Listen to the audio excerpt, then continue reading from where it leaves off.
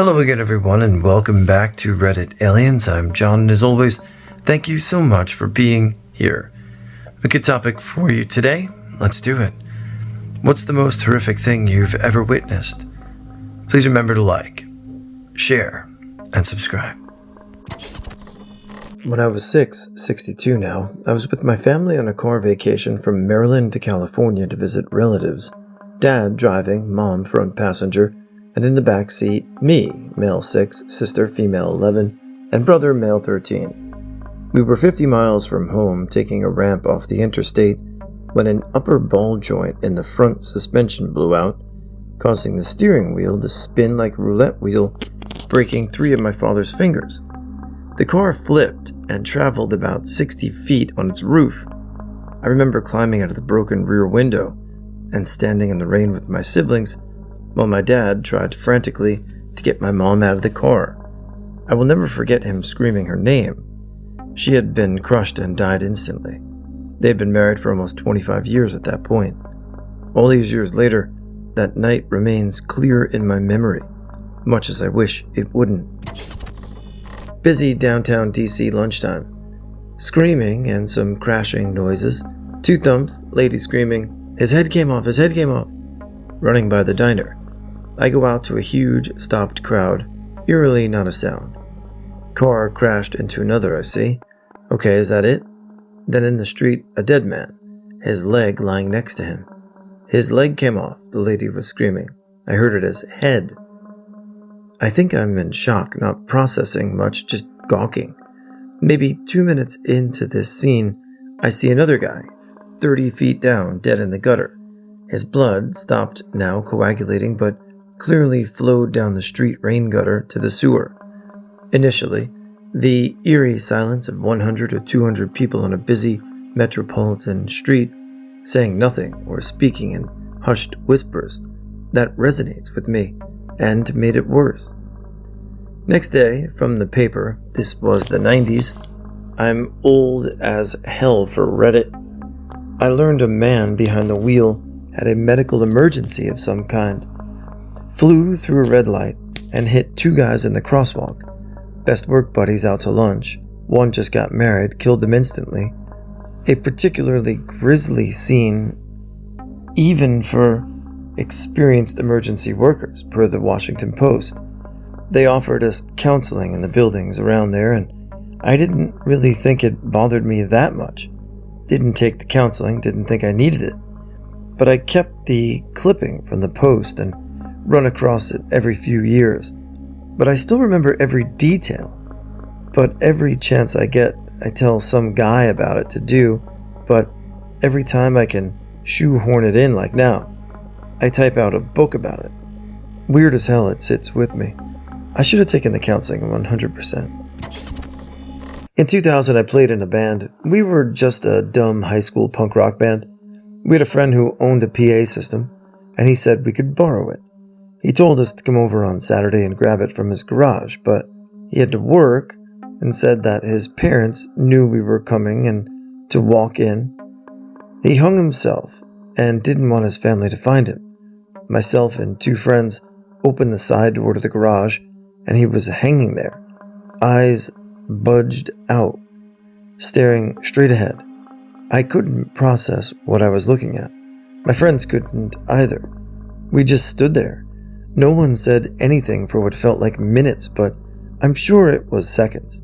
My friend said something like, "He's joking, yeah?" He ran out and got his mom. That was a stupid decision to make, in retrospect. Should have called 911 and kept his mom out of the garage. Fuck, man. I still think about this every now and then. When I was younger, going to a lot of raves and doing a bunch of drugs, I remember watching some chick overdose in front of me and get her dome trampled in by the crowd. She convulsed, foamed at the mouth, did some abnormal posturing, and then died right there on the spot. Her eyes rolled back but stayed open, and I remember seeing her take a stomp to the face. That's probably the most disturbing image that I'll never unsee. My ex-partner and father of my daughter killed a young woman and brought her to my house in the boot of his car to show me. He thought if he showed me what he'd done, I'd help him and give him money to leave town, etc. He was going up north, QLD, and was going to throw her body on the river to the Crocs. He had stabbed her 30-odd times in her stomach and chest area. She was curled up in a blanket in the boot of his car, and to this day I can see her smell the blood and wish I'd never ever looked, but I didn't believe him. I told him I was going inside to get some money, but I went inside and called the police. Told them not to put sirens and lights on because he'd always said he'd have a siege before going back inside. To their credit, they didn't fuck around and came immediately with no lights. But I had walked outside by that point, and as the car rolled around the corner, I saw him see them and he ran. So then they jumped out and chased him and caught him, then threw him on the ground at gunpoint whilst they held me and asked what was going on. He's now doing life inside, only 25 years here in QLD. And since being in, he has stabbed another prisoner and got some more time. He loves jail, and the boys in there. Some things never change. The young lady he killed was only 26 and had 2 young children. I paid for her funeral and told her family to their face what happened so they knew. There was a lot of awful rumors going around that weren't true. She didn't do anything wrong and didn't deserve any of that, and I wanted them to know that. So I told them what happened and said my sorries. Everyone in town knows what happened, and a lot of people still gossip about it and give me side-eye. I don't care because I know I did the right thing. I didn't want her to be thrown to the Crocs and be missing and her family never ever knowing what happened to her. So yeah, the town calls me a snitch and I'm okay with that. That's not what keeps me up at night. I saw a lot of horror in the ER I used to work at. Number 1 was a child abuse case, JFC. Also had a mom who was high and drunk brought in custody. She was driving with her baby in the car with her and crashed. The baby was unrestrained, just laying in the seat next to her. I'll spare the details of how exactly she died, but it was bad. The fucked up part was that the mom wasn't being told what happened. Law enforcement was telling everyone to not say anything because she's going to flip out when she finds out, and we'd rather she do it after she's locked up in a cell. This woman did something horrible, something unforgivable.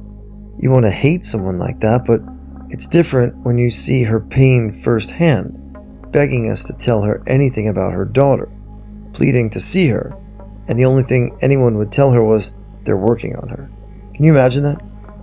The woman was living in an episode of The Twilight Zone, where she knew that something was deeply wrong, but everyone kept repeating they're working on her. My heart hurt for everyone, for that poor baby, but for her too. She was still a human, and I was seeing her pain in front of me. Yes, she was irresponsible, but she was still a mother who lost a child. I know what she did was horrible, but it's sad that it ever got that far, and that she couldn't get help. And I was sad for the hurt she would feel when she found out what she did.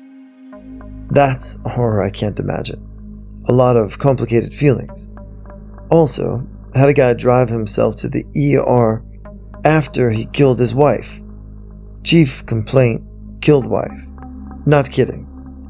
He apparently had some clubs from the altercation and wanted them to be tended to before he went to jail. He asked us to call the cops for him. Just anyone, and just wanted stitches first. He didn't shed a tear. Some of the coldest shit I've ever seen. I've seen a lot of things, But what disturbed me the most was the aftermath of my 4-year-old niece's essay. It was done by an adult cousin and his wife. She developed intermittent episode explosive disorder, IED, for a little while. I stayed with my sister during this period to help, and the outbursts were so intense. She would scream at the top of her lungs, scratch at her arms and face, throw things, and at one point I caught her choking herself. She just had no idea what to do with the pain it had caused her. She was terrified, confused, and hurt. We had her in therapy immediately, and the IED resolved after a few months. Thank the fucking gods. Saying that it was traumatizing is a vast understatement. For anyone interested, after years of fighting, the cousin was finally convinced and sentenced to 45 years. We're still working on convincing the DA to issue a warrant for the wife. When I was 13, we were driving into town for groceries. Got a weird feeling, so they pulled over to the side of the road.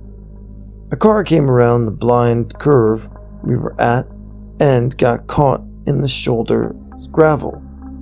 The driver did not know how to correct. The car flipped and rolled 3 times between the second and third rotations. The driver came flying out of the side window. A half-second difference either way would have meant instant death. The car would have hit us head-on as it flipped or rolled, if not for my mom's weird feeling and pulling over and shopping. I jumped out of the car, ran to help the driver. She was my cousin.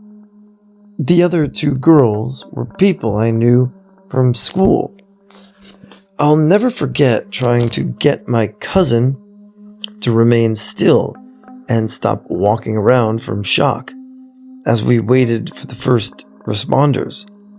The shoulder that the pavement was destroyed. She asked me how it looked.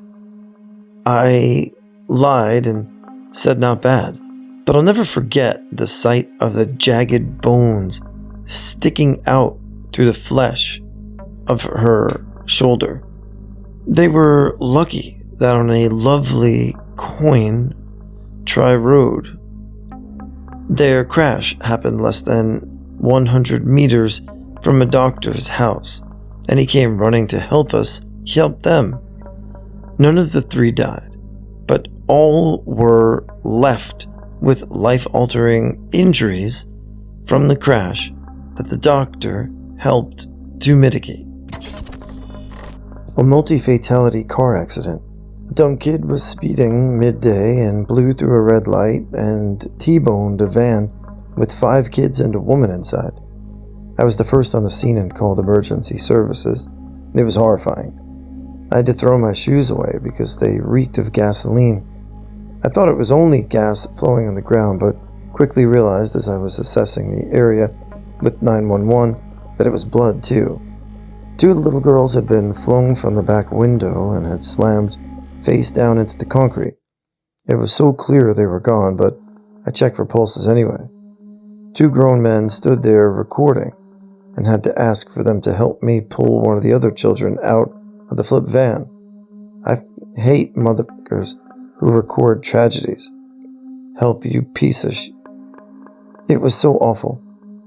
I was in shock for weeks after. I didn't know it was possible to simultaneously feel numb and grief-stricken. I lost who I used to be. I'm still trying to figure it out. I don't know how EMTs do it. There's more that isn't coming to mind right now. I saw 2 young boys attacked by feral dogs and had the flesh bitten off their arms, necks, thighs, and backs. Degloved fingers. Saw 2 guys in a stack catch the same bullet from a sniper.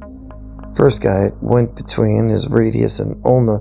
Second guy had shattered his radius, ulna, and lodged in his rib cage. Lots of blood. Saw a lieutenant standing by a spent illumination round, then it exploded, IED wired afterward. And the dude was gone, like he hadn't just been standing there gone. Saw a guy catch a round that severed his urethra and basically had a penile amputation on the battlefield. He put his manhood in his pocket and got his gun back up. Had to try to treat my battle buddy after he ate his barrel in a bunker midway through deployment. That sucked. Lied to his little brother that he passed peacefully. Guy had a cyst thingy that was exacerbated by his Kevlar. So came into the aid station to lance it and drain it. Battalion surgeon injected local anesthetic. Couple of minutes go by and dude starts having breathing problems. Didn't know that he was allergic to the lidocaine. Wound up having a full seizure and lost bladder and bowel control. It got stressful quick. Lots of blood and horror in Afghanistan. Never again. My older brother naked in a bathtub full of blood. Dad and stepmom were out of town for Valentine's Day. I was staying at my boyfriend's house when I got a weird call from my brother basically saying goodbye. Rushed home and found him. Called 911 and was left to deal with the mess afterwards. Scrubbed the blood from the tub and the walls and had a meltdown when I found literal chunks of his skin in the drain. I was 17. Couldn't sleep for weeks.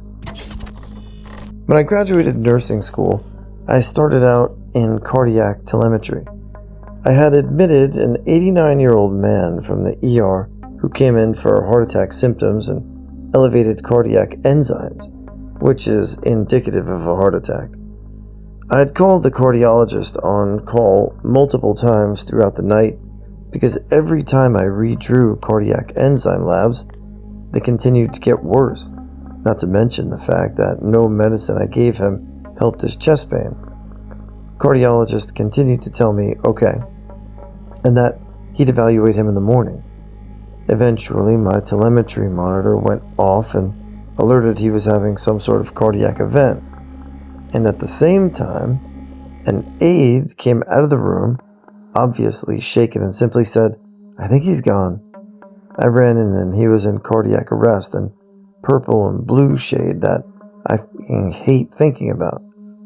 We started CPR, called it code blue, got people up to work on him for about 45 minutes. We ran this code, breaking ribs and trying to get his heartbeat back.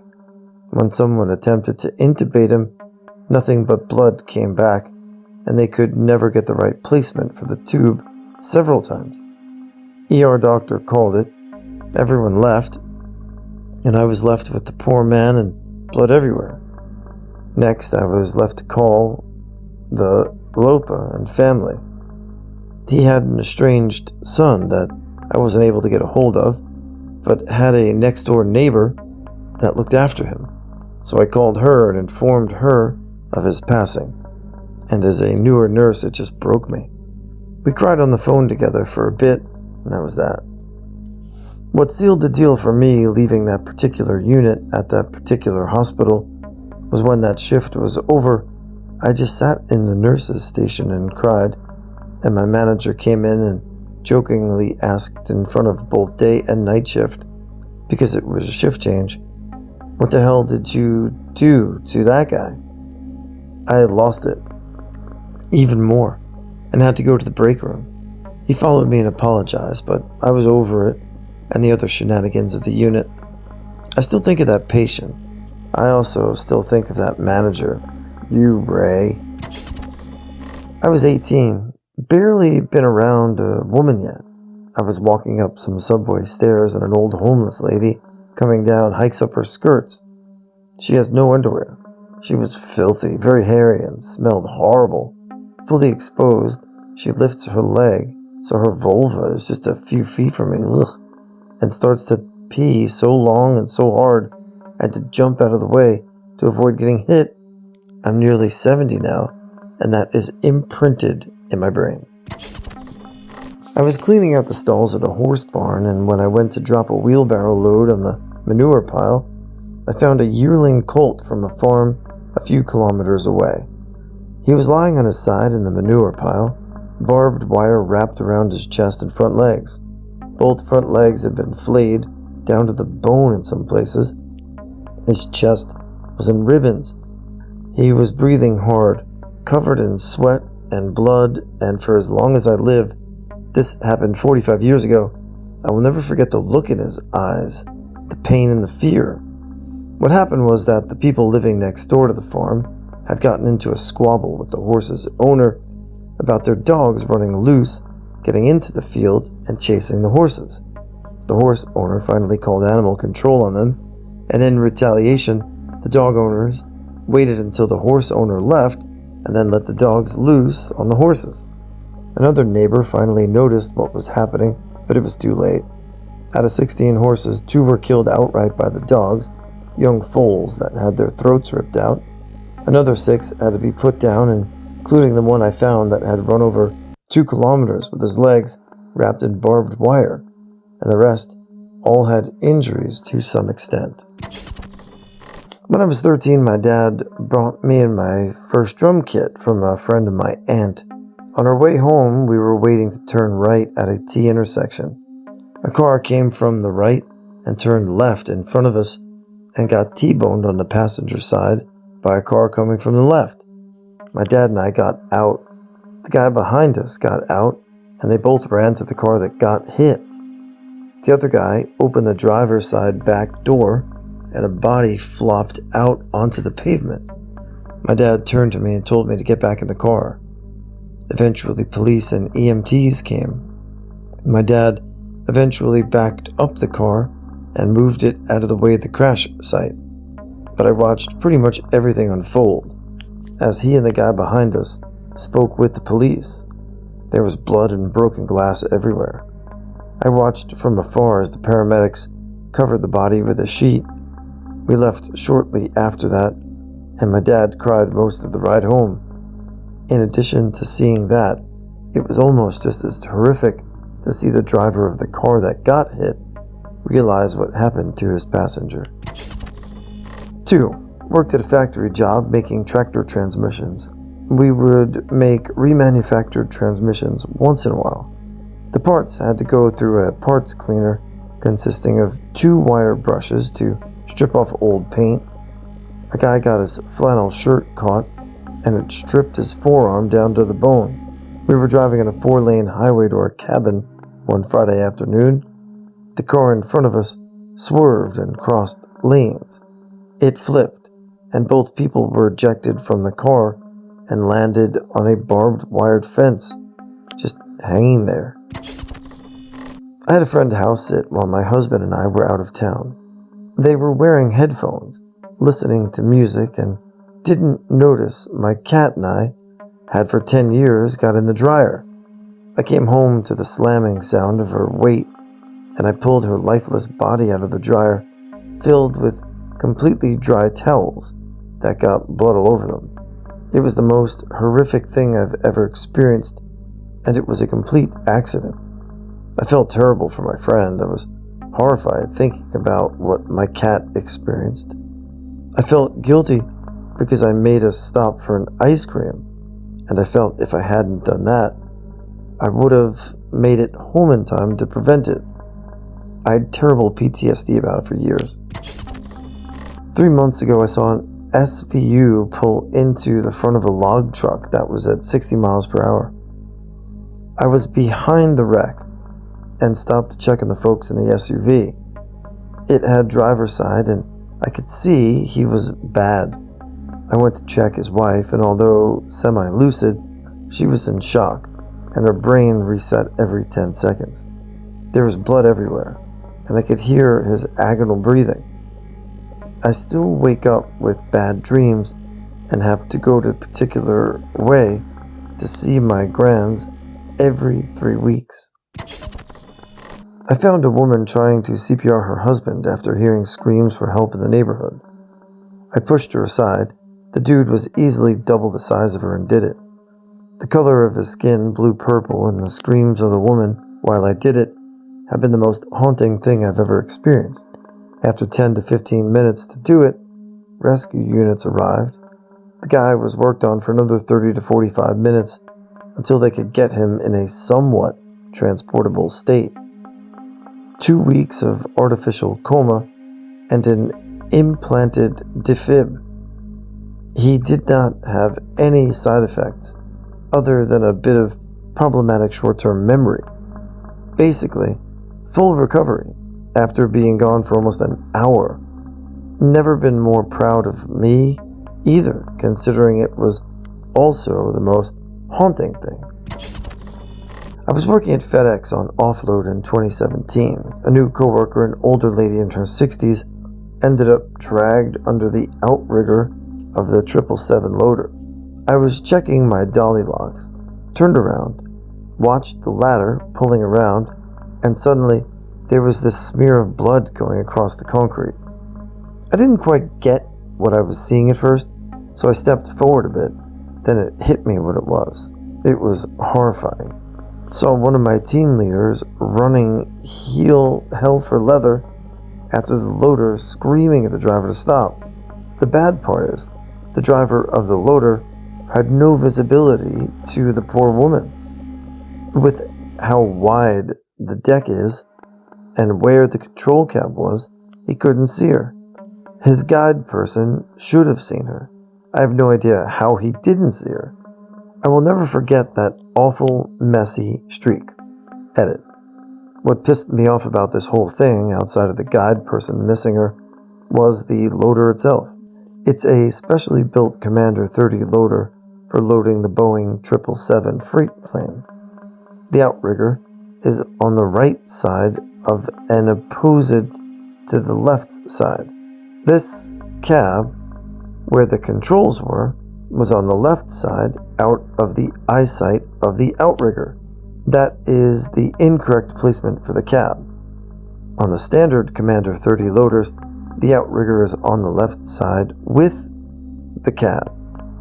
It's done that way because as freight containers come off the planes and the controller lowers the bridge, they can easily see as they moved said freight containers onto the outrigger.